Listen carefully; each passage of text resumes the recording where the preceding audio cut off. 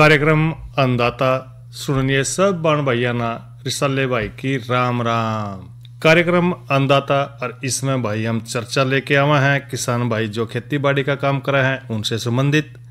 भाई देखा है कि खेती बाड़ी का काम तो करते हैं लेकिन कई बार देखा है जो अपनी फसलें हैं उनमें ज्यादातर जो है ना कीटनाशक छिड़का है, रासायनिक खाद गिरा है। तो भाई इन सारी बातों का उनका ध्यान रखना यो न्यू पड़ेगा कि भाई कम से कम इनका प्रयोग करें ताकि भाई जो हमारा स्वास्थ्य है वो भी बढ़िया रहे। अरे भाई क्योंकि जो हमारे आने वाली पीढ़ी है वो भी स्वस्थ रहे। लेकिन कई बार देखेंगे किसान भाई न्यू जाना है कि भी हमारे खेत में फसल कम हो रही है और भाई अगले पड़ोसी की जो है ना ज्यादा हो रही है, उसका कारण भी यही बतावेंगे भाई उसने खाद गिरी न्यू गिरा, एक दूसरे ने देखा उससे ज्यादा खाद गिरा, उससे ज्यादा दवाइयां छिड़का। तो भाई बात यो न्यू है कि अगर हम न्यू करते रहोगे तो भाई एक दिन जो है ना आपका स्वास्थ्य भी जरूर खराब होगा। यो ना जानो कि भाई हम तो बढ़िया खा लेंगे दूसरे ना बीमारी वाली दे देंगे। नहीं भाई, बात यह है कि भी जो जैविक खेती है उसका देखो लाभ तो बतेरे हैं भाई, उपाय भी बतेरे हैं उसके। तो भी जिक्र भी हम यही कर रहे हैं कि भाई जैविक खेती है क्या चीज़। तो जैविक खेती का मतलब हम ये बता रहे हैं कि भाई जिसमें रासायनिक जो खाद हैं या कीटनाशक हैं या खरपतवार नाशक हैं उनके स्थान पर अपना भाई जो जीवांश खाद है पोषक तत्वों से भरपूर, जिस तरह के हमारी हरी खाद है, गोबर की खाद है, केचुए की खाद है, कंपोस्ट है, इस डाल के जैविक जो नाश करने वाली हैं या जिस तरह के बायो एजेंट्स हैं या और कई डाल के जो है ना तत्व हैं, अगर भाई आप इन देसी खाद्यों का प्रयोग अपनी फसल में करोगे तो भाई जो है ना एक तो बढ़िया फसल होगी, दूसरा भाई उसकी कीमत भी ज़्यादा मिलेगी। ये सारी बातें भी ध्यान में रखा करो थोड़ी सी, जज जाकर जो है ना कई बार तूने देखा है किसान भाई सोचने लग जाए कि भाई जी तो करा है उनका करने ना, पर ये देखा यार 1-2 किला है उसमें तो अगर हम जैविक खेती शुरू कर देंगे तो भाई क्या पता थोड़ी निकलेगी तो नुकसान भी हो सका। ऐसी कोई बात नहीं भाई, लेकिन करके देखो थोड़ी बहुत ही, 2 किले वाला भी आधा किला कम से कम उसमें करके देखें। तो जैविक जो खेती है भाई देखो किसी भी तरह से जो प्राकृतिक खेती है उसको अपनाना बहुत जरूरी है। पहली बात तो यह है कि जो मिट्टी है क्योंकि उसकी जो उर्वरा शक्ति है वो देखो जो भूमि की जो उर्वरा शक्ति है वो धीरे धीरे करके वो कम होने लग रही है, बंजर होने लग रही है। इसका कारण भी यही है कि हम ज्यादातर जो है ना कीटनाशकों का रासायनिक खाद्यों का प्रयोग कर रहे हैं। तो अगर आप भाई रासायनिक उत्पादन इनके जगह जो है ना दूसरे जैविक या जीवाणु उत्पादन जिस तरह के हैं उन्हें डालोगे तो भाई आपकी जो मिट्टी है उर्वरता शक्ति उसकी बढ़ जाएगी, बढ़िया फसल आपके खेत में होगी। तो भाई पोषण प्रबंधन मिट्टी की उर्वरा शक्ति बढ़ाने खातर हमने फसलों के अवशिष्ट हैं या पशुओं का मल है या भाई और घास फूस है, पत्ती कचरा इस तरह के, तो जो सारे ना जो है ना गड़ा सड़ा के आपने हरी खाद भी तैयार कर सको हो इस डालते। तो भाई क्योंकि जो कंपोस्ट खाद है उसकी देखो गुणवत्ता वो भी कम नहीं है, लेकिन भाई अगर कच्चा माल सही मिल जाए तो भाई आपने जो है ना कंपोस्ट खाद जरूरी बनानी चाहिए। अगर आप जिस तरह की जो कंपोस्ट खाद बनाओगे तो एक तो खेती में अगर उसका प्रयोग करोगे तो जरूर पक्की बात ये रहेगी कि आपकी जो फसल है बढ़िया होएगी, बढ़िया गुणवत्ता वाली होएगी। तो जैविक खेती करेंगे तो लाभ भी बतेरे हो जाए। तो जैविक खेती जिस तरह के जो जैविक खेती है उसके भूमि की एक तो भाई गुणवत्ता है जो सी उसमें सुधार काफी हो जाएगा। दूसरा जो रासायनिक उर्वरक है उनकी जगह अगर हम दूसरे डालेंगे तो भूमि की उपजाऊ शक्ति बनी रहेगी। अगर भाई आप रासायनिक उर्वरकों का प्रयोग करते रहोगे तो भूमि में भाई बंजरपन की ओर जरूर बढ़ जाएगी और जैविक खाद में सारे तत्वों की उनमें कमी हो जाएगी। पर बात यह है कि आपना अगर उसकी गुणवत्ता को बढ़ाना है, उसमें गुणवत्ता में वृद्धि करनी है तो भाई जैविक खेती करनी पड़ेगी। बात एक और यह न्यू है कि भाई जो जैविक खाद है या जैविक कीटनाशक है एक तो जमीन की जो उपजाऊ शक्ति है उसमें जो है बढ़ोतरी करेंगे और सिंचाई की कम लागत या जैविक खेती में जरूर आ जाएगी, क्योंकि भाई जो जैविक खाद है जमीन में लंबे समय तक नमी बनाकर रखेगा और भाई जिस तरह सिंचाई की जो जरूरत है रासायनिक खाद की बजाय भाई उसमें कम पानी की जरूरत पड़ेगी। इस बात का भी आपने जो है ना ध्यान रखना। एक बात और है, जिस तरह के रासायनिक खाद हैं इनके प्रयोग तो जो जमीन के अंदर फसल की जो उत्पादकता बढ़ाने वाले जीवाणु हैं वो नष्ट हो जाए, क्योंकि हम लगातार अंधाधुंध होकर रासायनिक खाद गिर रहे हैं अपने खेत में और जिस कारण भाई फसल की जो उत्पादकता है वो कम होती जाएगी। और जैविक खाद का अगर आप भाई प्रयोग करेंगे पुनः फिर से क्या करें भाई जमीन की ताकत बढ़नी शुरू हो जाएगी और जैविक खेती में तो जो भूमि की जो जल धारण करने की ताकत है उसमें वृद्धि हो जाएगी और वही रासायनिक खाद भूमि के अंदर के जो पानी है उसमें सोखले है, और जो जबकि जो जैविक खाद है जमीन की जो ऊपरी सतह हमारी उसमें नमी बनाकर रखेगी, जिस तरह जमीन में जो है ना जल जो है ना उसको धारण करने की जो ताकत है वो बढ़ जाएगी। और जैविक खेती से जो है ना एक तो प्रदूषण में कमी आवेगी, दूसरा रासायनिक खाद या जो कीटनाशक हैं उन तक पर्यावरण जो है ना प्रदूषित होने तक बच जाएगा, और खेतों के आसपास का जो वातावरण है जहरीला हो जाए। कई बार देखा है जब दवाई छिड़का है खेत में तो लिकड़े में जाता भाई, मुंह के ऊपर कोई कपड़ा लपेट कर लिकड़ना पड़ा, कितनी बूंदी छिड़ांदा हुआ उसमें तो खेत में दवाई छिड़कने थे, तो भाई ये सारी की सारी दवाई फिर हमारे अंदर जाएगी खाने के रूप में। तो जैविक खाद और भाई कीटनाशक के प्रयोग से वातावरण शुद्ध भी रहेगा, इस बात का भी अपना ध्यान रखना है। और स्वास्थ्य की दृष्टि से भी जिक्र कर रहे हैं हम कि भी जो इसके प्रयोग से कई प्रकार के रोगों से बचा जा सका है, और जैविक उत्पादों की जो कीमतें हैं रासायनिक उत्पादकों से कई गुना ज़्यादा है, और किसानों की जो औसत आय है उसमें भी भाई बढ़ोतरी हो जाए, क्योंकि आप देखें हैं कि जो औसत आय है किसानों की वो बढ़ जी रहा है। क्योंकि अगर हम जो है ना रासायनिक खाद का प्रयोग करेंगे तो इस तरह जो है ना देखो वो तो बढ़ेगी, लेकिन जो कृषि है उसकी उत्पादक क्षमता है वो भी भाई जरूर बढ़ जाएगी, इस बात का भी अपना ध्यान रखना है। और इस तरह जैविक खेती और जो रासायनिक खेती है, अगर हम कई बार देखा है कि जैविक खेती फायदेमंद है कि रासायनिक खेती फायदेमंद है, तो जैविक खेती के लिए भाई जो खाद का निर्माण करना पड़ेगा हमने, जिस तरह की हरी खाद है, वर्मी कंपोस्ट खाद है, इस डाल की खाद हमने तैयार करनी पड़ेगी। तो वर्मी कंपोस्ट खाद तैयार करनी है आपने, तो फसल में जो पोषक तत्वों का एक तो संतुलन बनाकर रखने में वर्मी कंपोस्ट जो खाद है काफ़ी महत्वपूर्ण भूमिका निभावा है। और वर्मी कंपोस्ट का विशेष प्रकार के जिस तरह के केचुए हैं उसने वो बनावा है, और भाई इन केचुओं के माध्यम से जो है ना जो जैविक वनस्पति है या जीवांश है को थोड़ी बहुत ही जो अवधि के बाद भाई उन्होंने गला सड़ा के वो खाद तैयार करते हैं, और इससे जो है ना मिट्टी की उपजाऊ शक्ति बढ़ जाएगी। और वर्मी कंपोस्ट में भाई नाइट्रोजन है, फास्फोरस है या पोटास है, इसके अतिरिक्त और कई डाल के जो सूक्ष्म पोषक तत्व है वो भी इसमें मिलेंगे। और भाई वर्मी कंपोस्ट पोषण पदार्थों से भरपूर भाई एक उत्तम जैविक उर्वरक है। और ये जो केंचुआ है इस तरह के कीड़े के द्वारा जो वनस्पति या भोजन का जो कचरे हैं उनको उन्हें विघटित करके भाई उन्हें कई तरह गड़ा सड़ा दे हैं यह, और जब जाकर यह वर्मी कंपोस्ट खाद तैयार हो जाए। इसी तरह अगर हम जिक्र करें भाई हरी खाद के बारे में, क्योंकि हरी खाद भी भाई देखो हरी खाद सारे जाना है, यह भी क्या है वो सहायक फसल ना क्या है जिसकी खेती खास करके जो भूमि के जो पोषक तत्व है उनको बढ़ाना या उसमें जैविक पदार्थों की पूर्ति करना, इसके उद्देश्य से करी जाए।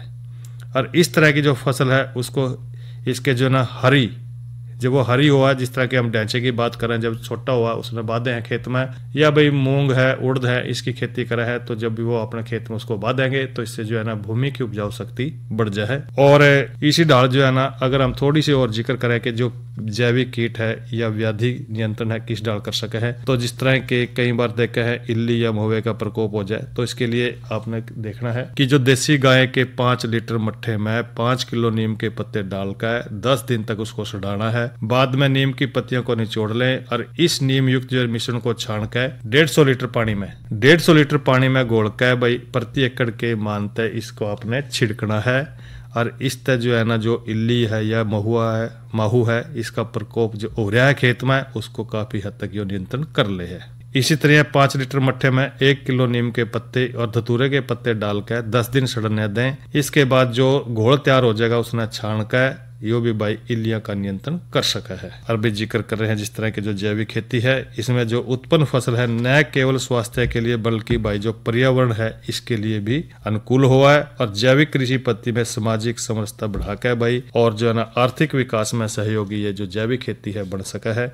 तो हम तो यही कहें कि भाई स्वास्थ्य की दृष्टि से भी जैविक खेती बहुत बढ़िया रहा है, तो इस करके भाई आप जो है ना जैविक खेती की ओर थोड़ा सा रुझान बढ़ावें ताकि जो आपका स्वास्थ्य है वो बढ़िया रह सका है। और भाई देखो लगे आज जो है ना चर्चा कर लें थोड़ी मौसम के बारे में, क्योंकि भाई मौसम तो सारे जाना है कि गर्मी का प्रकोप जो है ना दिनों दिन बढ़ता जाने लग रहा है, 50 डिग्री टेम्परेचर भी हो रहा है। तो भाई हम तो यही कहें कि भाई थोड़ा सा गर्मी तभी बचाव को रखना है। और आज के तापमान का जिक्र कर दें तो भाई वो इस डाल है आज का जो अधिकतम तापमान रहा है 45 डिग्री सेल्सियस और न्यूनतम तापमान रहा है भाई 33 डिग्री सेल्सियस। और कल भी भाई लगभग जो है ना थोड़ा सा कम होने की संभावना बन रही है। कल जो अधिकतम तापमान रहेगा वो रहेगा 43 डिग्री सेल्सियस और न्यूनतम तापमान रहेगा भाई 31 डिग्री सेल्सियस। बाकी तो मौसम साफ ही रहेगा। और भाई जो कल के कार्यक्रम का जिक्र करें, महीने का पहला दिन है भाई कार्यक्रम जो है ना किसान वाणी में हम करेंगे भाई इस महीने के जो कृषि कार्य है उन पर हम चर्चा करेंगे। और भाई भी बाट देख दे रहे हैं मनोरंजन की, तो पहला करावा भाइयों का मनोरंजन। तो आओ सुनते हैं ये रागनी। ये जब पंडव्या की ये जीत हुई थी उस महाभारत के जंग में, ये यज्ञ रचने की तैयारी कर ली पर जावे उमंग में।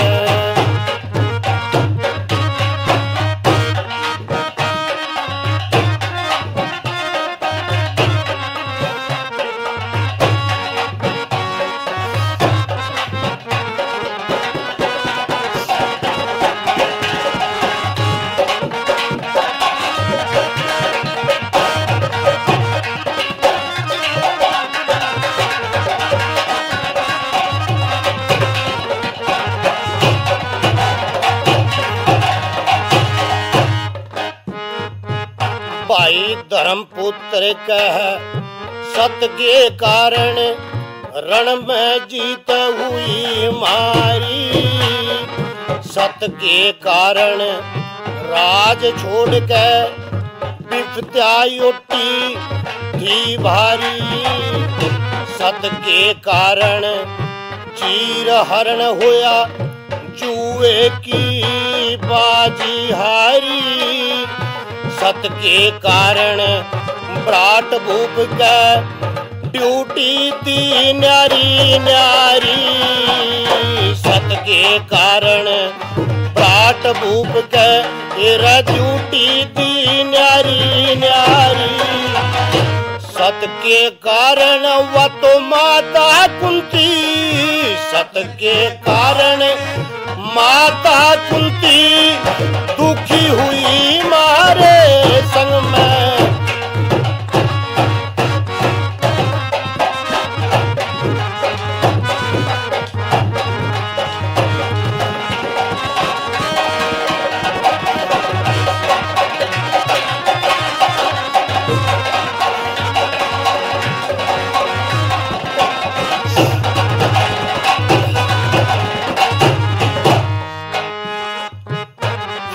भीम कह मन गदा मार के खम्ब सुरंग से छोड़ दिया। अड़मदान को मार अड़म्बा गिल्या रिश्ता जोड़ दिया। बक्कासुर चकरा नगरी में मार मार मुंह मोड़ दिया। ब्राट भूप का साड़ा किचक मना पकड़ बीच तेरा तोड़ दिया। ब्राट भूप का साड़ा किचक पकड़ बीड़ और दरियोदन की देखे जांग तोड़ दी। दरियोदन की जांग तोड़ दी जो भंग चावा था रंग में। यज्ञ रचने की तैयारी कर ली भर का चावा उमंग में।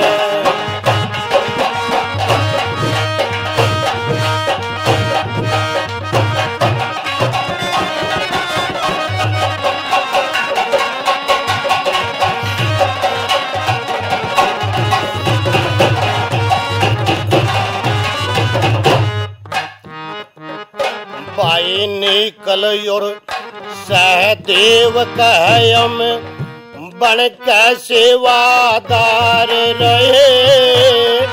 जौन सा हुक्म दिया मारे तय करने खातर तैयार रहे। भीड़ बखत में ज्योतिष विद्या करते सोच विचार रहे। भ्राट भूप के बने वाले दी थारे बन कर ताबे दार रहे। भ्राट भूप के बने वाले दी बन के ताबे जौन सा हुक्म दिया मारे ते जौन सा हुक्म दिया मारे ते हम त्यार मिले वैसे ढंग में यज्ञ रचने की।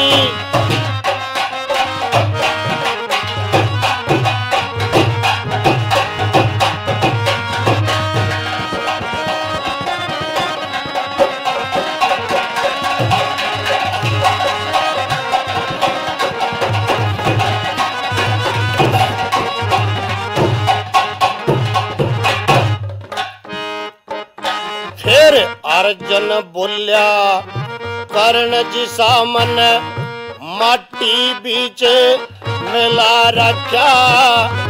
शिशुपाल जयद्रथ जिसे तीरों तेरा खून जला रखा। गुरु द्रोण का शब्द बाण मन रण के बीच हिला रखा। शासन क्या भीष्म पिता तीरों की सेज छुड़ा रखा। दुशासन के भीष्म पिता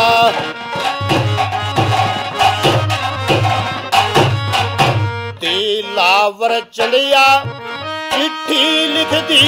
दिलावर चंदिया चिट्ठी लिख दी था अभिमान तू रंग में यज्ञ रचने की तैयारी कर ली।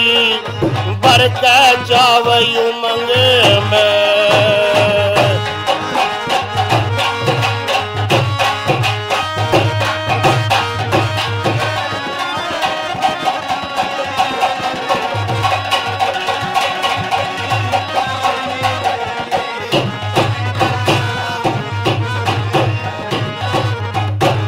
और भाइयों ये तो सुनिए अपना रागनी गायक कलाकार थे दिलावर शर्मा। और भाई आज की नसीहत में हम बात कर रहे हैं जो बाग हैं भाई उनमें सूक्ष्म सिंचाई विधि द्वारा पानी और खाद का प्रबंधन आपने किस डाल करना है। भाई अगर किन्नू की फसल की बात करें किसान की आमदनी बढ़ाने में बहुत योगदान रहा है किन्नू का, क्योंकि ये 12 मासी है। और भाई कई तरह नींबू वर्गीय जो परिवार है इनका उससे संबंध भी रखा है यो। और इस प्रजाति के जो पौधे हैं भाई 12 मासी सदाबहारों हैं और इन पौधों का पूरे साल खाद और पानी की जरूरत पड़ती रहा है। और भाई सूक्ष्म सिंचाई प्रणाली के माध्यम से हम केवल भाई खाद और पानी को बचा सके बल्कि खाद और पानी की आवश्यकता के अनुसार ही पौधे की जड़ तक इसको पहुंचा सका है, क्योंकि भी सूक्ष्म सिंचाई करनी है पानी को भी बचाना है। और ताकि भाई इनके दौरान फुहारा विधि का अपना सका है, टपका विधि है, इस करके पानी इनके पौधे की जड़ा में घेर दे रहा है, थोड़ी सी जो है नमी बना के रखनी है। और भाई पानी और खाद की कमी तय जो है ना पौधे की जो पैदावार है और उसकी जो गुणवत्ता है उसमें कमी भी आ सका है, क्योंकि नींबू वर्गीय जो पौधे हैं सूक्ष्म सिंचाई तय जो है ना खाद और पानी तय पैदावार और फलों की जो गुणवत्ता है उसमें बढ़ोतरी हुआ है।